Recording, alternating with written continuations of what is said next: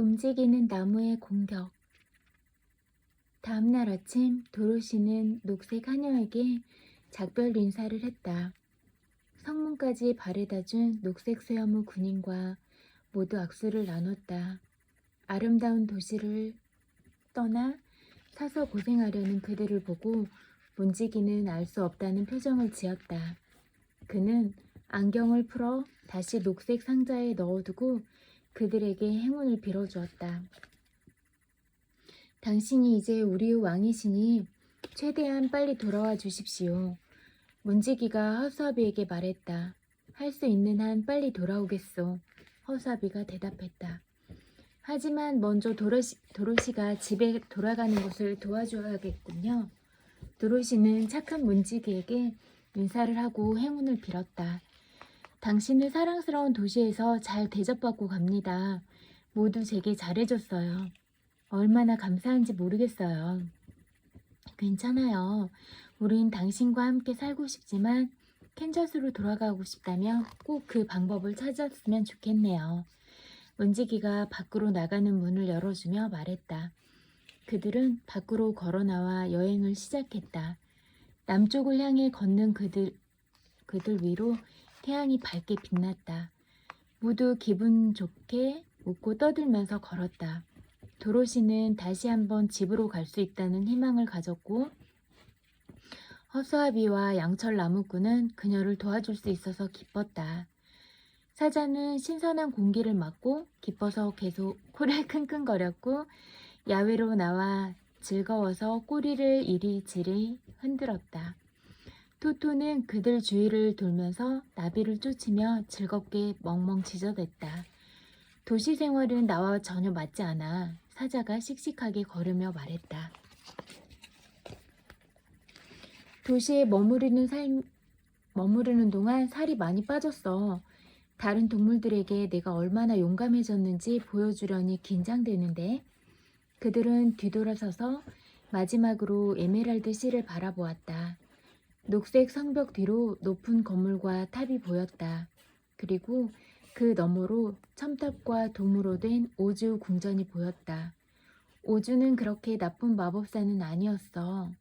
양철 나무꾼이 가슴속에서 흔들거리는 심장을 느끼면서 말했다. 그는 내게 뇌를 주었어. 아주 좋은 뇌를. 허수아비가 말했다. 오즈는 내게 용기를 샘솟게 하는 약도 줬어. 오즈도 내게 줬던 약을 마셨다면 용감한 남자가 되었을 텐데. 사자가 말했다. 도로시는 아무 말도 하지 않았다. 오즈는 그녀에게 한 약속을 지키지 못했다. 하지만 그는 최선을 다했으니 도로시는 오즈를 용서해 주기로 했다. 그 말대로 그는 형편없는 마법사였지만 착한 사람이었다. 옛날의 여행의 첫날 에메랄드씨 주변으로 펼쳐진 예쁜 꽃들이 여기저기 피어있는 푸른 들판을 걸었다. 그날 밤 그들은 별빛이 비치는 잔디 위에서 잠들었다. 다음날 아침 그들은 울창한 숲이 나올 때까지 걸었다. 숲은 양옆으로 넓게 펼쳐져 있어서 도저히 숲을 돌아갈 방법이 없었다. 길을 잃을까봐 방향을 바꿔 걸을 수도 없었다. 숲을 통과해 가는 것이 가장 쉬운 방법이었다. 앞장선 허수아비가 드디어 커다란 나무를 발견했다. 가지가 넓게 펼쳐진 그 나무 아래 공간이 보였다. 허수아비가 나무 쪽으로 걸어갔다. 그런데 허수아비가 나뭇가지 아래에 가자마자 가지가 구부러지더니 그를 휘감았다. 그러고는 허수아비를 거꾸로 땅바닥에 쳐박았다. 허수아비는 아프지는 않았지만 깜짝 놀랐다. 도로시가 그를 일으켜 주었을 때 좀 어지러웠다. 다른 나무 사이에도 공간이 있어. 사자가 말했다. 내가 먼저 들어가 볼게. 허수아비가 말했다. 난 누가 던져도 아프지 않거든. 허수아비는 다른 나무로 걸어갔다. 가지는 또 다시 그를 잡아서 내던져 버렸다. 정말 이상하네. 어떻게 해야 하지? 도로시가 물었다. 나무들이 우리 여행을 막기로 작심했나 봐.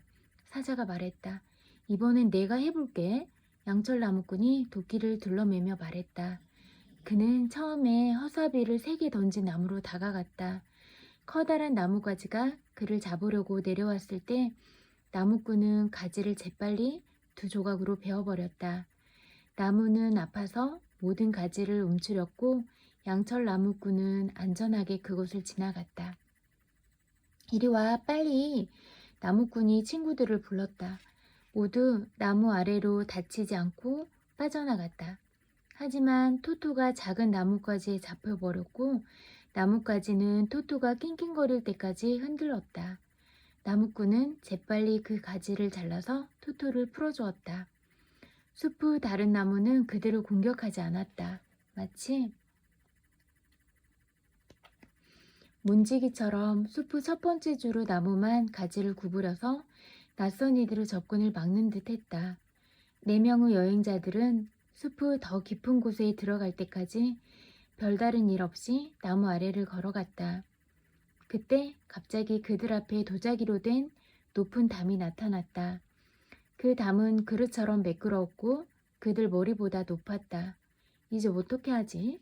도로시가 물었다. 내가 사다리를 만들어줄게. 담 위로 올라가면 돼. 양철 나무꾼이 말했다. 앙증맞은 도자기 나라. 양철 나무꾼이 숲에서 사다리를 만드는 동안 오래 걸어서 피곤해진 도로시는 누워서 잠을 잤다. 사자도 토토와 함께 옆에 누웠다. 허수아비는 나무꾼이 일하는 것을 보면서 말했다. 왜 이 담이 여기 있는 건지 모르겠어. 뭐로 만들어졌을까? 담에 대해서는 그만 고민하고 머리 좀 식혀. 양철 나무꾼이 대답했다. 담을 넘어가면 저 너머에 뭐가 있는지 알게 되겠지. 얼마 후 사다리가 완성되었다. 어설퍼 보였지만 양철 나무꾼은 튼튼하다고 장담했다. 허수아비는 도로시와 사자와 토토에게 사다리가 완성되었다고 알렸다. 허수아비가 먼저 사다리를 올라갔다. 하지만 자꾸 발을 헛디뎌서 도로시가 바로 뒤에 따라가면서 떨어지지 않게 봐줘야 했다. 위로 올라간 허수아비는 담 너머를 내다보고 외쳤다. 세상에, 계속 올라가! 도로시가 외쳤다. 허수아비는 더 높이 올라가서 담 위에 올라앉았다. 도로시도 담 위로 머리를 내밀고서 허수아비처럼 외쳤다. 세상에! 토토도 그곳을 보고 짖기 시작해서 도로시가 조용히 하라고 타일렀다. 사자가 그 다음에 사다리를 올랐고 양철 나무꾼이 마지막으로 올랐다. 둘 다 담 너머를 보고 맙소사라고 외쳤다. 그들은 담 위에 한 줄로 앉아서 신기한 광경을 바라보았다. 그들 앞에는 커다란 접시 바닥처럼 매끄럽고 반짝거리는 하얀 도자기 나라가 펼쳐져 있었다. 여기저기에 도자기로 만들어진 집들이 예쁜 색으로 칠해져 있었다. 이 집들은 아주 작아서 가장 큰 집도 도로시의 허리 높이 정도였다. 도자기 담장으로 둘러싸인 예쁜 작은 농장도 있었다. 도자기로 만들어진 많은 소들과 양과 말과 돼지와 닭이 모여 있었다. 하지만 가장 이상한 것은 그 이상한 나라에 사는 사람들이었다. 젖자는 소녀와 양치기 소녀는 금색 점이 여기저기 찍힌 예쁜 색상의 옷을 입고 있었다. 그리고 공주님은 금색과 은색과 금색과 보라색으로 된 멋진 드레스를 입고 있었다. 양치기는 분홍색과 노란색에 파란색 줄무늬가 있는 무릎까지 오는 반바지에 금색 버클이 달린 신발을 신고 있었다. 왕자는 머리에 보석이 달린 왕관을 쓰고 있었고 새틴 웃옷을 입고 모피 망토를 두르고 있었다. 우습게 생긴 광대들은 주름진 옷을 입고 볼에는 둥글고 빨간 점을 찍고 뾰족한 모자를 쓰고 있었다. 가장 놀라운 점은 그들은 모두 도자기로 만들어졌다는 사실이었다. 심지어 옷까지 모두 도자기였다. 게다가 아주 작아서 가장 큰 사람의 키도 도로시의 무릎을 넘지 못했다. 아무도 여행자들이 나타난 것을 눈치채지 못했다. 머리가 큰 작은 보라색 개 한 마리가 그들을 보고 담으로 와서 작은 목소리로 짖었지만 곧 가버렸다. 어떻게 내려가지? 도로시가 물었다. 사다리가 너무 무거워서 끌어올릴 수가 없었다. 그래서 단단한 바닥에 다리를 다치지 않게 허수아비가 먼저 떨어지고 그 위로 다른 사람들이 뛰어내리기로 했다. 당연히 핀에 발이 찔리지 않도록 허수아비 머리 쪽은 피해서 뛰어내렸다. 모두 뛰어내린 후에 납작해진 허수아비를 일으켜서 원래 모양이 되도록 두드려 주었다. 남쪽으로 난 길을 따라가려면 이 나라를 가로질러야 해. 도로시가 말했다. 남쪽이 아닌 다른 쪽으로 가는 건 어리석은 짓이야. 그들은 도자기로 된 사람들을 나라를 걷기 시작했다. 그들이 처음 만난 사람은 도자기로 된 소젖을 짜고 있는 도자기로 된 소녀였다. 그들이 가까이 다가가자 젖수가 놀라서 의자와 양동이와 젖 짜는 소녀를 발로 차버렸고 도자기가 땅에 떨어지며 와장창 깨지는 소리가 났다. 도로시는 젖소 다리가 부러지고 양동이가 산산조각이 나고 젖 짜는 소녀의 왼쪽 팔꿈치에 금이 간 것을 보고 충격을 받았다. 이봐, 무슨 짓을 했는지 좀 봐. 내 손은 다리가 부러져서 수선하는 집에 데려가서 다시 붙여야 해. 왜 여기 와서 내 소를 놀라게 하는 거야? 젖 짜는 소녀가 화가 나서 외쳤다. 미안해, 용서해줘. 도로시가 대답했다. 하지만 젖 짜는 어여쁜 소녀는 화가 나서 대답도 하지 않았다. 젖 짜는 소녀는 부르퉁하게 부러진 소의 다리를 집어들고서 절뚝거리는 불쌍한 소를 데리고 금이 간 팔꿈치를 부여잡고 낯선 사람들을 어깨 너머로 째려보며 가버렸다. 도로시는 이 일로 좀 슬퍼졌다. 여기서는 아주 조심해야겠어. 착한 마음씨의 양철 나무꾼이 말했다. 여기 있는 작고 예쁜 사람들을 다치게 하면 그들은 결코 원래대로 돌아오지 못할 거야. 조금 더 가서 도로시는 아주 아름다운 옷을 입은 젊은 공주님을 만났다. 그녀는 그들을 보자마자 도망가 버렸다. 도로시는 공주님을 조금 더 보고 싶어서 그녀를 달렸다. 하지만 도자기 소녀가 외쳤다. 따라오지 마! 따라오지 마! 작은 목소리가 너무 무서워해서 도로시는 걸음을 멈추고 물어보았다. 왜? 왜냐하면 내가 달리다가 넘어져서 부서질지도 모르니까. 공주가 안전한 거리에서 멈춰서서 대답했다. 고치면 되잖아. 도로시가 물어봤다. 그렇지. 하지만 수선한 다음에는 전혀 예쁘지 않아. 공주가 대답했다. 안 그럴 것 같은데? 도로시가 대답했다. 우리 광대 중에 항상 물구나무를 서려고 하는 조커씨가 있는데 그는 자꾸 넘어져서 100번 넘게 고쳤어. 전혀 예쁘지 않지. 그가 여기로 오는군. 한번 보렴. 도자기 공주가 말했다. 정말로 재미있게 생긴 작은 광대가 그들을 향해 다가왔다. 광대는 빨강, 노랑, 초록으로 된 예쁜 옷을 입고 있었는데 이어붙인 자국으로 완전히 뒤덮여 있었다. 그는 많은 곳을 이어붙인 듯했다. 광대는 호주머니에 손을 넣고 볼을 부풀리더니 그들을 향해 머리를 건방지게 흔들면서 말했다. 귀여운 아가씨, 불쌍한 늙은 조커를 왜 그렇게 쳐다보나요? 포크로 돈을 다 날린 것처럼 뻣뻣하게 얼었군요. 조용히 하세요. 이들이 손님이라는 거 모르겠어요? 예의 바르게 대해야죠.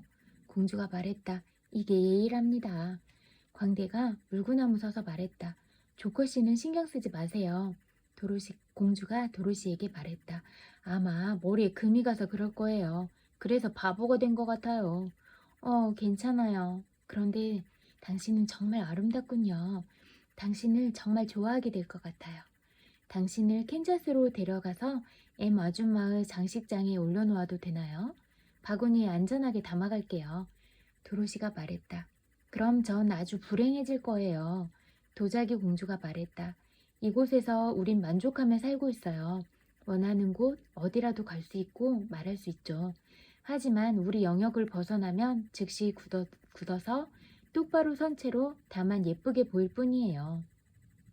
우리를 장식장이나 선반, 응접실의 테이블 위에 올려놓았을 때 당연히 그 모습을 기대하겠죠. 하지만 우리의 삶은 이곳에서 더 행복하답니다. 당신을 불행하게 할 생각은 없어요. 그냥 작별 인사를 할게요. 도르시가 외쳤다. 잘 가요. 공주가 대답했다. 그들은 도자기 나라를 조심스레 걸어갔다. 작은 동물과 모든 사람들은 낯선 사람들이 그들을 부술까봐 길을 비켜주었다. 1시간쯤 후에 여행자들은 도자기 나라의 반대쪽 담에 닿았다. 처음 담처럼 높지 않아서 사자의 등에 올라타서 어떻게 넘어갈 수 있었다. 사자는 움츠렸다가 벽을 뛰어넘었다. 하지만 뛰어오르다가 꼬리로 도자기 교회를 쳐서 부숴버리고 말았다. 정말 안 됐다. 하지만 소의 다리와 교회가 부서진 것 말고는 작은 사람들에게 피해를 주지 않아서 정말 다행이야. 그들은 건드리면 부서질 것 같았어. 도로시가 말했다. 정말 연약해 보였어. 허사비가 말했다. 나는 부서지지 않게 지푸라기로 만들어져서 정말 다행이다. 세상에 허사비로 사는 것보다 더 나쁜 일도 있구나. 동물의 왕이 된 사자. 도자기 담을 넘어오고 나니 불쾌한 곳이 나왔다. 습지와 늪지가 기다란 풀 아래에 가득 있었다. 풀이 너무 빽빽하게 돋아나서 땅이 보이지 않아 진흙 구덩이에 빠지지 않고 걷기 어려웠다.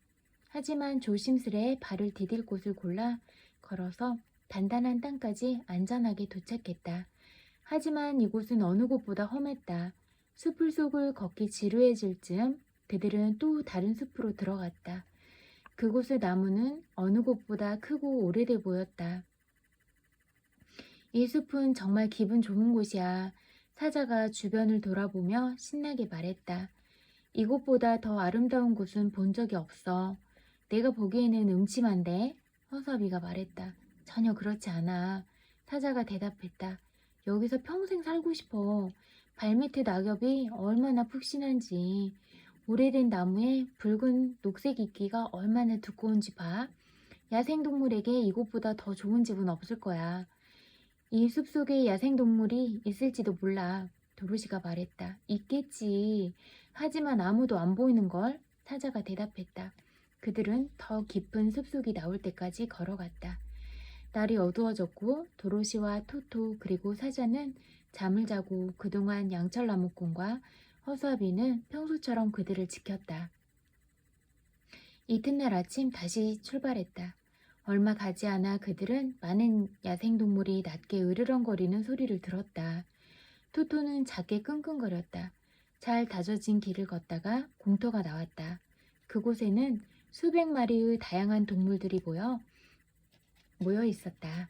사자와 코끼리와 곰과 늑대와 여우 등의 모든 종류의 동물들이 다 나와 있어서 순간 도로시는 무서웠다. 하지만 사자가 동물들이 모임을 열고 있다고 설명해줬다. 그들을 울부짖고 으르렁대는 소리를 들어보니 큰 문제가 생긴 모양이라고 했다. 몇몇 동물들이 사자를 봤고 마치 마법처럼 동물들이 순식간에 조용해졌다.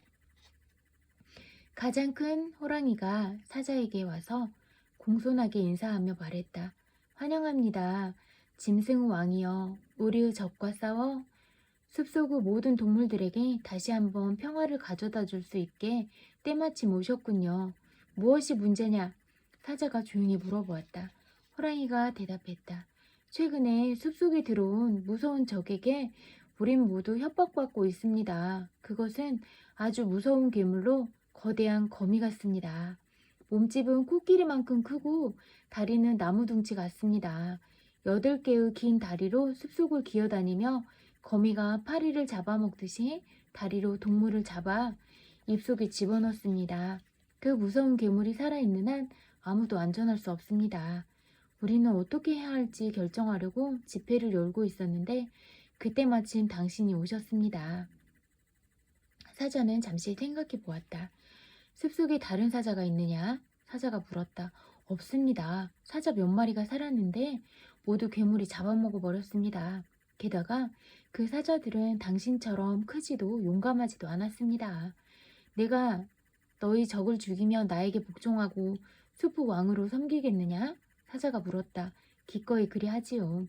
호랑이가 대답했다. 그리고 모든 다른 동물들도 크게 합창했다. 그러면 왕으로 모시겠습니다. 그 거대한 거미는 어디 있지? 사자가 물었다. 저쪽 떡갈나무 사이에 있습니다. 호랑이가 앞발로 가리키며 말했다. 내 친구들을 잘 지켜줘. 난 당장 괴물과 싸우고 올게. 사자가 말했다. 사자는 친구들에게 인사를 하고 위풍당당하게 적과 싸우러 갔다. 사자가 다가갔을 때 거대한 거미는 자고 있었다. 너무 흉측하고 역겨워서 사자는 얼굴을 돌릴 수밖에 없었다. 호랑이가 말한 것처럼 다리는 길었고 몸은 무성한 검은 털로 덮여 있었다. 커다란 입에는 날카로운 이빨이 한 뼘 길이로 들어서 있었다. 땅딸막한 몸과 머리는 말버루 허리처럼 가느다란 목으로 연결되어 있었다. 사자는 이것을 보고 이 괴물을 공격할 좋은 방법을 생각해냈다. 깨어있을 때 공격하는 것보다 자고 있을 때 공격하는 것이 쉬울 것 같아서 그는 괴물의 등 위로 펄쩍 뛰어올랐다. 그리고 날카로운 발톱을 세운 무거운 앞발로 한번 쳐서 거미의 머리를 몸뚱이에서 떼어버렸다. 다시 등에서 내려와서 거미의 다리가 꿈틀거리기를 멈추고 죽은 것이 확실해질 때까지 지켜보았다. 사자는 숲속에서 자신을 기다리고 있는 동물들에게 돌아와서 자랑스럽게 말했다. 더 이상 너희의 적을 두려워할 필요가 없다. 동물들은 사자를 왕으로 추대하며 고개 숙여 인사했다. 사자는 도로시가 안전하게 캔자스로 돌아가고 나서 다시 돌아와 그들을 다스리기로 약속했다. 콰들링의 나라. 4명의 친구들은 남은 숲을 안전하게 지나갔다. 어두운 숲에서 빠져나온 그들 앞에 바닥부터 꼭대기까지 커다란 바위로 뒤덮인 가파른 언덕이 나타났다. 올라가기 힘들겠는데? 허사비가 말했다. 그래도 우리는 반드시 이 언덕을 넘어가야 해. 허사비가 먼저 올라갔고 모두 따라갔다. 그들이 첫 번째 바위에 가까이 갔을 때 쉰 목소리로 외치는 소리가 들렸다. 저리 가! 넌 누구냐? 허사비가 물었다. 바위 틈에서 머리 하나가 쏙 나오더니 똑같은 목소리로 말했다. 이 언덕은 우리 것이다. 아무도 언덕을 오르는 것을 허용하지 않는다. 하지만 우린 이 언덕을 넘어야 해. 허수아비가 말했다. 우린 콰들링의 나라로 갈 거야. 못 갈걸? 바위 뒤에서 한 번도 본 적 없는 이상한 남자가 나오면서 대답했다. 그는 키가 작고 통통했는데 위쪽이 평평한 커다란 머리에 주름이 자글자글한 두꺼운 목이 받치고 있었다. 그는 팔이 없었다. 허수아비는 그 모습을 보고 저런 허약한 몸으로 그들이 언덕을 올라가는 것을 막을 수 없다고 생각했다. 원하는 대로 못해줘서 미안하지만 우리는 내가 좋든 싫든 이 언덕을 넘어가야겠어. 허수아비가 말했다. 그러고는 대담하게 앞으로 나갔다. 그 순간 비처럼 빠르게 남자의 목이 늘어나면서 머리가 앞으로 튀어나왔다. 머리 꼭대기의 평평한 부분이 허수아비의 가슴을 쳤고 허수아비는 비틀거리며 언덕 아래로 굴러 떨어졌다. 머리는 재빨리 몸이 있는 곳으로 돌아갔다. 그 남자는 쉰 목소리로 웃으며 말했다. 생각처럼 쉽진 않을걸? 활기 넘치는 웃음소리들이 바위 이곳저곳에서 흘러나왔다. 도로시는 수백 명의 팔 없는 망치 머리들이 모든 바위 뒤에 하나씩 있는 것을 보았다. 허수아비를 떨어뜨리고 웃고 있는 그들에게 사자는 화가 났다. 그래서 천둥처럼 크게 울부짖으며 언덕으로 달려갔다. 또 머리가 재빨리 튀어나왔고 커다란 사자는 대포 아래라도 맞은 것처럼 언덕 아래로 굴러 떨어졌다. 도로시는 달려가서 허수아비를 일으켜 세워주었다. 여기저기 멍들고 상처 입은 사자가 도로시에게 와서 말했다. 날아오는 머리를 가진 사람들과 싸워봤자 소용없을 것 같아. 아무도 그들을 이길 수 없을 거야. 그럼 이제 어쩌지? 도로시가 물었다. 날개 달린 원숭이를 부르자.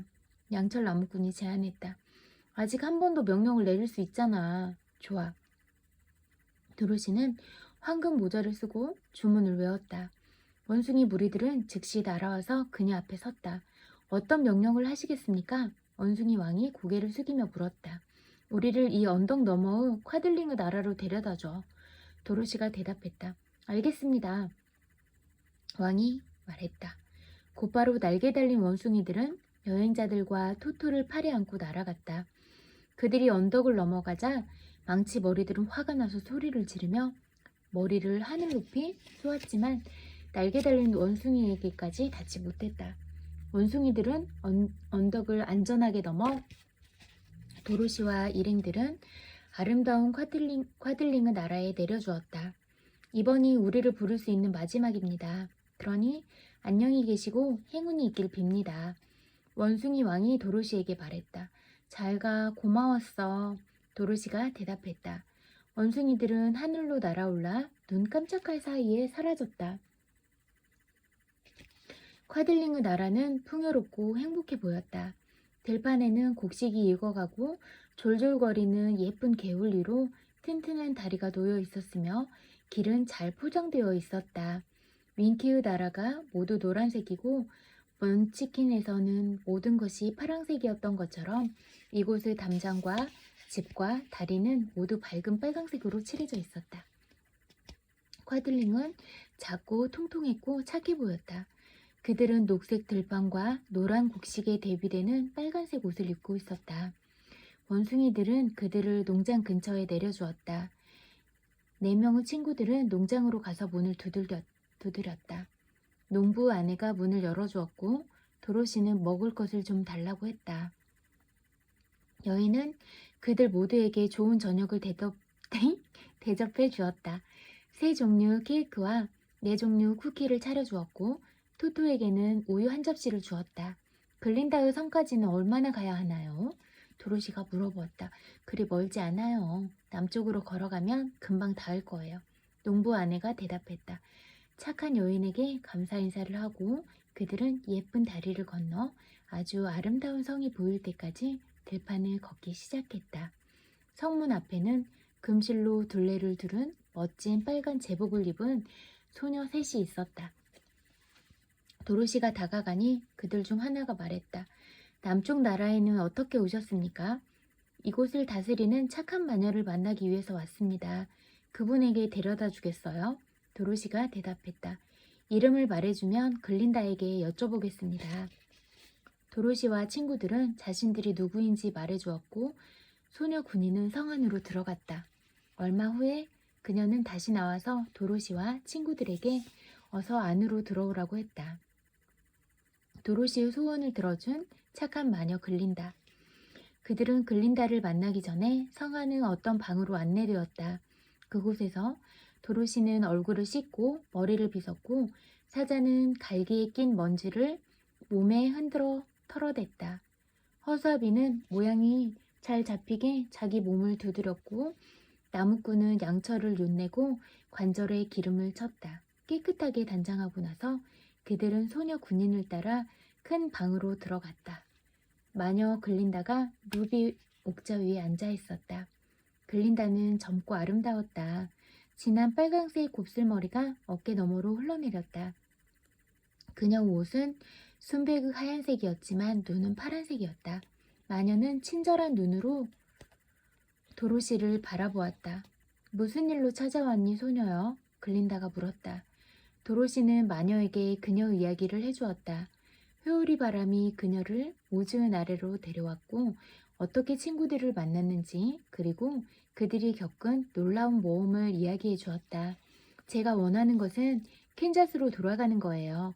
아줌마는 분명히 저에게 안 좋은 일이 일어났다고 생각하고 아주 슬퍼하고 계실 거예요. 곡식이 작년보다 잘 자라지 않았다면 헨리 아저씨도 견디기 힘들어하고 계실 거예요. 글린다는 몸을 앞으로 숙여 자신을 올려다보는 사랑스러운 작은 소녀 얼굴에 입을 맞추고는 말했다. 너의 착한 마음씨를 축복하노라. 캔자스로 돌아갈 방법을 알려주겠다. 하지만 그 전에 내게 황금 모자를 주어야 한다. 기꺼이 드릴게요. 도로시가 외쳤다. 사실 저에겐 이제 아무 소용도 없거든요. 이 모자를 가지면 날개 달린 원숭이를 3번 부를 수 있어요. 나우 원숭이들의 도움이 꼭 3번 필요할 것 같구나. 글린다가 미소 지으며 말했다. 도로시는 글린다에게 황금 모자를 주었다. 마녀는 허수아비에게 물었다. 도로시가 떠나고 나면 당신은 어떻게 할 건가요? 에메랄드 시로 돌아갈 거예요? 허수아비가 대답했다. 모주가 저를 왕으로 만들었고 그곳 사람들은 저를 좋아하거든요. 다만 망치 머리가 있는 언덕을 어떻게 건너갈지 걱정입니다. 황금 모자의 마법으로 저는 날개 달린 원숭이에게 당신을 에메랄드 시의 성문으로 데려다 주도록 하겠어요. 글린다가 말했다. 사람들에게서 훌륭한 통치자를 빼앗으면 안 되지요. 제가 정말로 훌륭한가요? 허수아비가 물어보았다. 당신은 아주 특별해요. 글린다가 대답했다. 이번에 글린다는 양철 나무꾼에게 물어보았다. 도로시가 이 나라를 떠나고 나면 어떻게 할 건가요? 나무꾼은 도끼에 기대 잠시 생각하더니 말했다. 윙키들은 제게 무척 친절했어요. 그리고 사악한 마녀가 죽고 나서 제게 왕이 되어달라고 했지요. 저도 윙키를 좋아하니까 서쪽 나라로 다시 돌아갈 수 있다면 영원히 그곳을 다스리고 싶어요. 날개 달린 원숭이들에게 내릴 2번째 명령은 당신을 윙키의 나라로 데려가는 것입니다. 글린다가 말했다. 당신의 머리는 허수아비의 것처럼 커 보이지는 않지만 광을 내고 나니 정말 빛나는군요. 윙키의 나라를 현명하게 잘 다스릴 것으로 믿습니다. 그리고 마녀는 커다란 털보숭이 사자를 보고 물었다. 도로시가 집으로 돌아가고 나면 너는 어떻게 할 거니? 망치머리의 언덕 너머에 있는 거대하고 오래된 숲으로 가서 그곳에 사는 짐승들의 왕이 될 것입니다. 그 숲으로 돌아갈 수만 있다면 남은 인생은 그곳에서 행복하게 보낼 수 있을 것 같아요. 날개 달린 원숭이에게 내릴 3번째 명령은 사자를 숲으로 데려다 주는 것입니다. 황금 모자의 마법을 다 쓰고 나면 나는 이 모자를 원숭이 왕에게 주어서 그들을 영원히 자유롭게 해줄 것입니다. 허수아비와 양철 나무꾼과 사자는 착한 마녀의 친절함에 진정으로 감사했다. 도로시가 말했다. 아름다운 만큼 좋은 분이군요. 하지만 저는 어떻게 캔자스로 돌아가지요? 너의 응구두가 사막 너머로 데려다 줄 것이다. 글린다가 대답했다. 만약 내가 그 구두 힘을 알았더라면 오즈 나라에 온 첫날 이 아줌마에게 돌아갈 수 있었을 거란다. 그랬으면 나는 훌륭한 뇌를 얻지 못하고 평생 옥수수 밭에 서 있었을 거야. 허수아비가 외쳤다. 난 사랑스러운 심장을 얻지 못했겠지. 양철 나무꾼이 말했다. 그리고 세상이 끝날 때까지 숲속에서 녹슬어 있었을 거야. 그리고 나는 영원히 겁쟁이로 살았겠지. 사자가 말했다.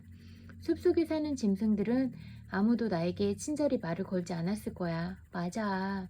나도 좋은 친구들을 만나서 기뻐. 그리고 모두 가장 원하는 것을 얻었고 모두 한나라의 왕이 되어 행복해졌으니 난 이제 캔자스로 돌아가고 싶어. 도로시가 말했다.